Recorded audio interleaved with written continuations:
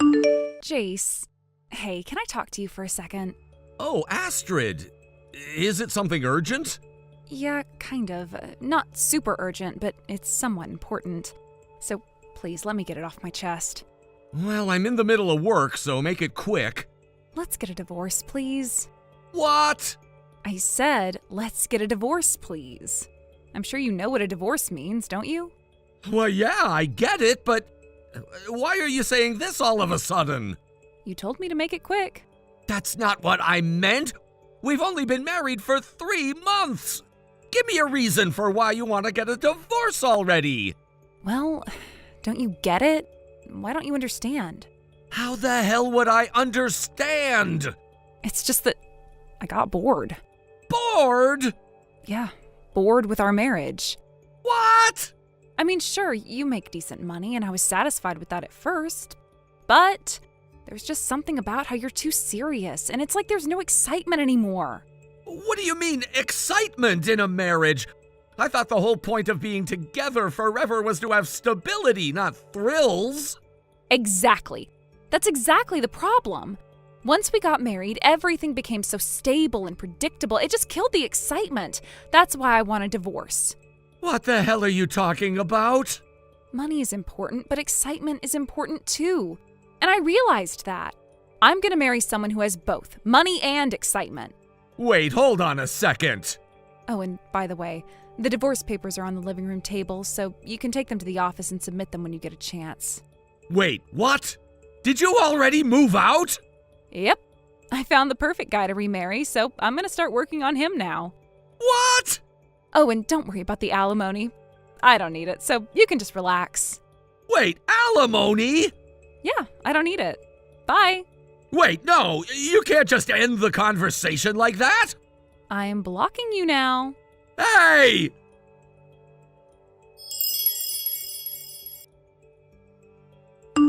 Jace, it's been 3 years. Huh? Astrid? How have you been? I can't believe you managed to get in touch with me. Well, there's no law that says I can't contact my ex-husband, is there? Even so, it's not something people usually do. Oh, is that so? Ugh, seriously, I don't have time for pointless conversations with you. Goodbye. Wait, oh, come on, I've got good news to share. Good news? Yeah, I got a huge mansion and I thought we could start a new life together in it. A mansion? You know, the really big house on the hill in the town where we used to live? Well, that house is now mine. Oh, really? Yeah, I'm thinking we should start our new life in that house together. Wait a second, I don't have any reason to start a new life with you. What are you talking about? Huh? Did you really not get it? No, I get it, but if you suddenly tell your ex-husband about a mansion and a new life together, I'd be like, huh? If you're going to explain, can't you at least do it in some kind of order? You're just like you used to be. What's that supposed to mean? It means that an ideal husband should be able to understand what his wife is trying to say without her having to spell it out. We're not married anymore, so I'm not your husband.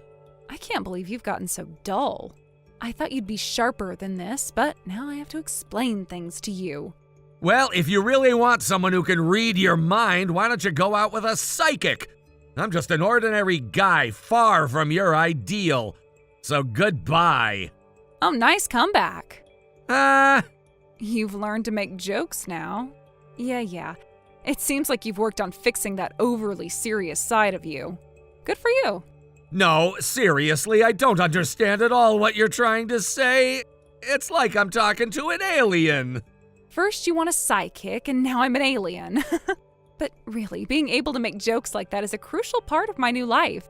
Looks like in these past 3 years, you've been getting closer to my ideal. I'm happy to see that. Keep up the good work, and let's work on fixing that 2-minute attention span of yours. I'm really starting to get frustrated because I have no clue what you're talking about. I'm going back to work. All right, fine. We can pick this up later.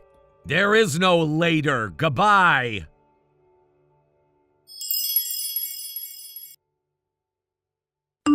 Jace! Are you kidding me? Just go already. Wait. I'm right in front of your apartment now. Huh?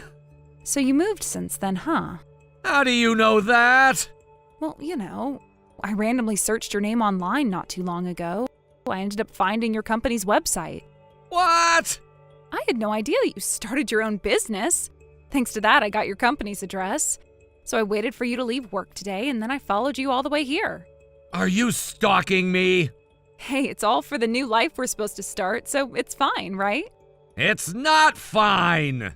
Where you're living now seems like a fancy tower, but honestly, my mansion is way more of a celebrity vibe. When I think about that, letting go of the other place doesn't seem so bad. So come on, let me help you with the move. Let me inside. There's no way I'm letting you in! What?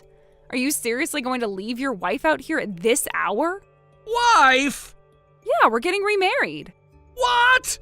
I got that mansion for us, Come on, let's start living together. No, we're not getting remarried and I'm not moving! Why not?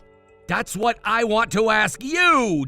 Do you really think I still have any lingering feelings after the way we broke up? Yeah. What? Jace, you're a business owner now, right? That means you've probably developed some decent interpersonal skills over the past 3 years, which means you've got more depth as a person, right? If you have money and you're actually a decent person, I'd say you're perfect. All of this is thanks to me divorcing you, so I'm giving you a second chance to marry me. I have absolutely no idea what you're talking about. Huh? This whole explanation and the weird theories you have are just off the charts. Honestly, I feel like I'm talking to an alien. Listen, we're having an important conversation here, so I don't need your weird vocabulary right now. Can you please talk seriously for once? I'm seriously giving you a death stare right now. Huh? Anyway, I can't let you in, so just go home. Well, I guess it makes sense. I can't prepare for a move suddenly. I'm not moving. Well, I'll just have to go home today then. Until I'm able to move in, I'll be staying at a business hotel near the station, so just let me know when you're ready, okay?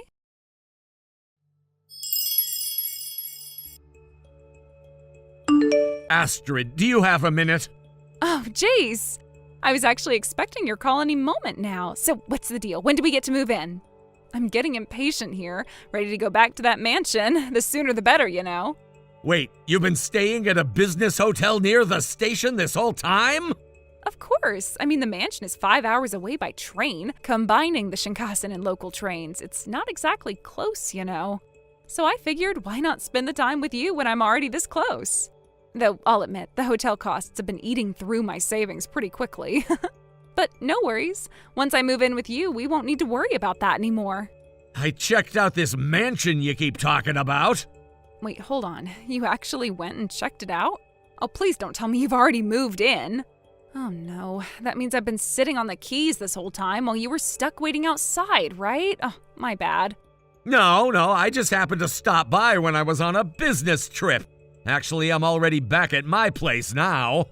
Oh, okay, well, that's a relief. But hey, didn't the mansion look amazing when you saw it in person?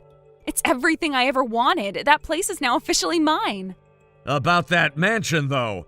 It was an empty lot when I passed by it. What? You're saying the mansion is gone? Yeah, totally cleared. It was like someone had wiped it off the map. No mansion, no nothing, just a vacant lot. No way.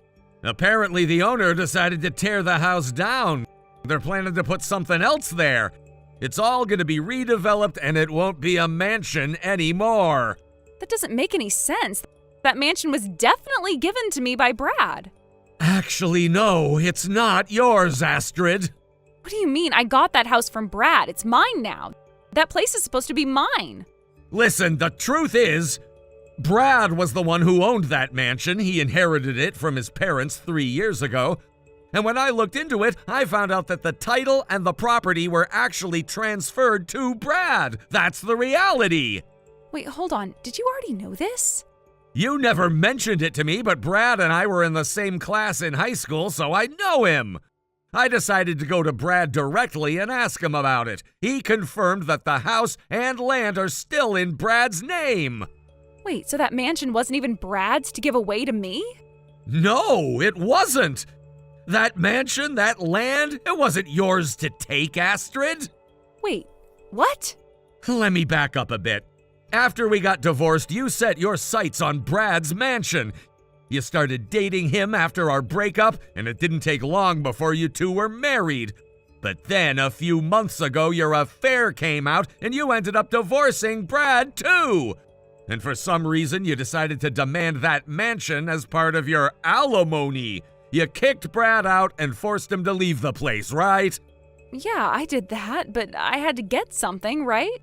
We got divorced, so it made sense to take something in return. I figured the mansion was fair game. Actually, that's not how alimony works. What do you mean? Alimony is paid by the person who cheated, not the other way around. Wait, what? Are you saying that I'm the one who owes alimony? Yes, that's exactly what I'm saying. You were the one who cheated, which means you owe Brad, not the other way around. Oh my God, you've got to be kidding me. It's the truth. And here's the thing. Brad found out you planned to take the mansion, and when he tried to file for alimony, he went missing. I thought I'd better tell you that, by the way. You've been staying at the business hotel, right? I figured it was a good idea to give you a heads up. Wait, Brad's coming here? Yeah, he is. Brad's actually on his way here now. And let me tell you, he's really mad. He's bringing a lawyer with him, and they'll be showing up soon. So you might want to get ready for the confrontation. Wait, what? Brad's really coming here? Yes, he is. And listen, you came here asking to get back together with me, so it doesn't seem like you were trying to run away. But Brad is furious about everything that's happened. It's really better if you just face him and talk things out. If you try to avoid this, things are only going to get worse. So it's probably better to just accept it and face the music.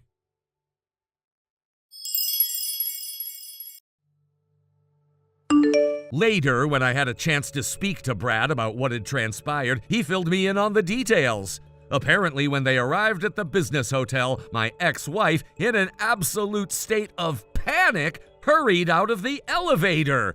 She wasn't expecting to be confronted, and in her rush to escape, she was immediately apprehended right there in the hotel lobby. It was almost as if she knew the jig was up. There was no way to run from what she had done anymore. She had no other options left, and in that moment we were able to have a proper conversation.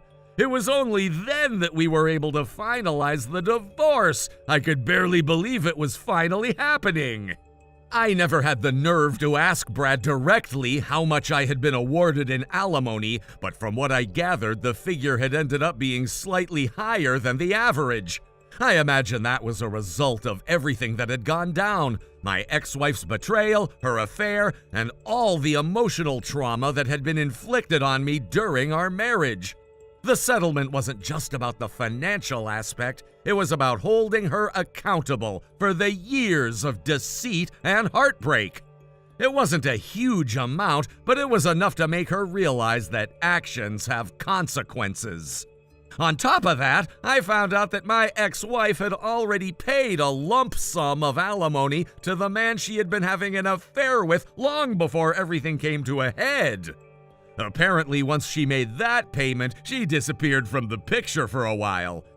She thought she could just walk away from everything without facing any repercussions, but life had other plans. I was told that she had no intention of reconciling with me, not that I would have ever considered it anyway. She had burned that bridge long before this mess even started. The real kicker came when I found out that her own family had disowned her. They had been fed up with her behavior for a long time, and when it became clear that she had no interest in changing, they wanted nothing to do with her. She had no home to return to, no one to lean on. In the end, she was left with nothing but her own poor choices. The sense of justice in that was almost poetic. After all her manipulation, all the lies she had spun, she was left to pick up the pieces of the mess she created all on her own. Eventually, she found a live-in job, and from what I heard, she had been working tirelessly to pay off her debts, including the alimony. But even that didn't seem to be enough to save her from the consequences of her actions. People around her could see the kind of person she was, someone who had betrayed the trust of everyone close to her. The toxicity she carried with her was palpable, and it didn't take long for her to become isolated. In her new job, she was seen as an outsider, someone to be wary of. People didn't want to be around her because they sensed the kind of person she was. Her attempts to charm or manipulate her way into other people's lives were unsuccessful, and she was quickly labeled as a pariah. It was sad to watch, but at the same time, I couldn't bring myself to feel too sorry for her. I couldn't help but wonder if she ever regretted her choices. Did she ever stop to think about the life she had thrown away for the sake of her affair? Did she realize the damage she had caused, not just to our marriage, but to her own reputation, her family relationships, and her future? Maybe she did, but then again, maybe she didn't. I couldn't say for sure. I could never fully understand her or why she thought her actions were justified. What I did know, though, was that she had no one left to blame but herself. She was completely alone, and in a way that was the most fitting punishment for everything she had done. What made it harder for me to process was the way she had tried to manipulate me even up to the last moment. She thought she could waltz back into my life and just erase everything. Our years of marriage, our shared memories, all the lies. But I wasn't about to let that happen. She had crossed a line that I could never forgive, and I wasn't going to fall for her game again. She had been a stranger to me for a long time, and after the divorce, I knew that would never change. I was done with her manipulation and her deceit. The emotional toll of everything was not something I had prepared for.